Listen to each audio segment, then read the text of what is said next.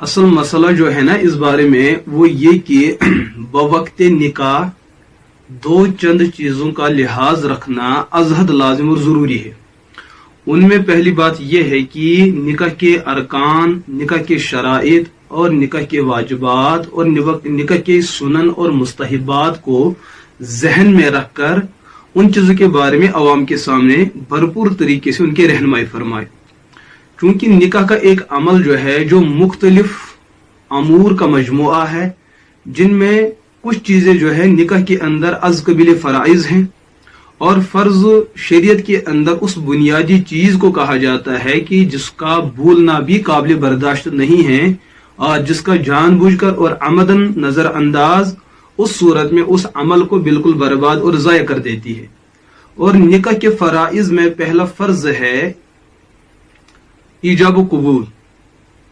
मुताआकिदैन मियाँ बीवी जो बनने वाले हैं उनमें से किसी का कौल जो पहले किया जाए और जिसका कौल बाद में किया जाए। मसलन लड़का या लड़की वाले कहते हैं कि हमने अपनी बेटी, या लड़की कहती है मैंने अपने नफ्स को फलां के निकाह में दिया है, और उसके जवाब में जो लड़का जवाब देता है कि मैंने आपके नफ्स को अपने निकाह में कबूल किया है।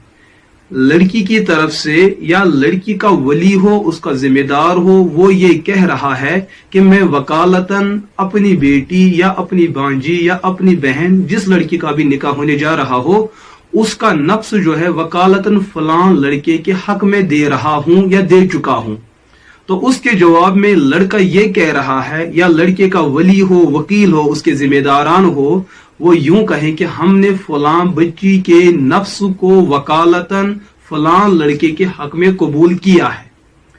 इन दो में से जिसका कौल पहला हो उसको ईजाब कहते हैं और जिसका कौल बाद का हो उसको कबूल कहते हैं। ये चीजें और ये दो कलिमात जो है ना निकाह के अंदर फर्ज है, लेकिन इन कलिमात के अंदर जो है जमाने का भी कोई दखल है कि अल्फाज इस नौइयत के हों कि जिनके अंदर जमाने माजी और गुज़िश्ता जमाने का लिहाज किया जाए, मौजूदा जमाना या आइंदा जमाने का उसके अंदर कोई लिहाज न किया जाए। यानी कि बअल्फाज दीगर यूं कहा जाए कि मैंने इस लड़की का निकाह कर दिया या मैंने इस लड़की को फलां के निकाह में दे दिया, और लड़का यूं कहे कि मैंने कबूल किया या उसका वली कहे कि मैंने वकालतन कबूल किया। इस तरीके से निकाह हो जाएगा। अलबत्ता अगर ईजाब और कबूल के अंदर अल्फाज ऐसे हों कि जैसे किसी ने कहा कि हाँ मैं कबूल करूंगा, हाँ मैं अपनी बेटी को उसके नफ्स उसके निकाह में देता हूं, या लड़की कहे मैं अपने आप को फलां के निकाह में दे दूंगी, ये जो इस किस्म के अल्फाज है ये एक किस्म का वादा है। इन अल्फाज के इस्तेमाल से निकाह नहीं होता। बहुत सारे हमने ऐसे माहौल देखे कि जहां निकाह खां इन चीजों में बड़े गफलत के शिकार होते हैं, उनकी नजर कुछ और चीज पे होती है, लेकिन जो बुनियादी चीजें होती है उनको नजरअंदाज किया जाता है। लिहाजा ईजाब और कबूल के अल्फाज का सही तरीके से इस्तेमाल करना भी जरूरी है और उनका समझना कि हम क्या कह रहे हैं इसका इल्म होना भी जरूरी है। साथ में और एक गलती जिसका हम बहुत मर्तबा मुशाहदा कर चुके हैं कि ये जो निकाह करने वाले दो फरीक होते हैं, इनके जो अवलिया होते हैं या असील होते हैं, मियाँ बीवी जो बनने वाले होते हैं, वो कभी ईजाब व कबूल करते हुए ये कहते हैं कि हाँ मैंने कबूल किया इंशाअल्लाह। लड़की कहती है हाँ मैंने अपने आप को दिया इंशाअल्लाह।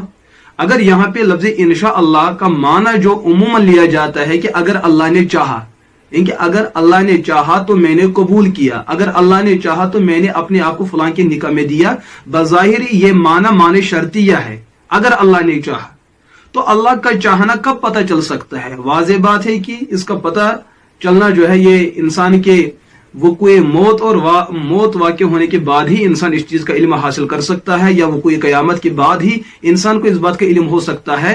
तो ये इन अल्फाज इंशाअल्लाह का इस्तेमाल ईजाब व कबूल के वक्त में मुनासिब नहीं है। हाँ इसके बिलमुकाबिल इसका मुतबातिल बिफज़लिल्लाह होना चाहिए। अल्लाह के फजल करम से, अल्लाह की इनायत से, अल्लाह की मदद से मैं अपनी बेटी का निकाह फलां के साथ कर चुका हूँ। लड़की ने कहा मैं अल्लाह के फजल करम से फलां लड़की का निकाह, मैंने उसके निकाह को अपने निकाह में कबूल किया है बिफज़लिल्लाहि ताला। ये है अल्फाज جن کا تعلق جو ہے ایجاب و قبول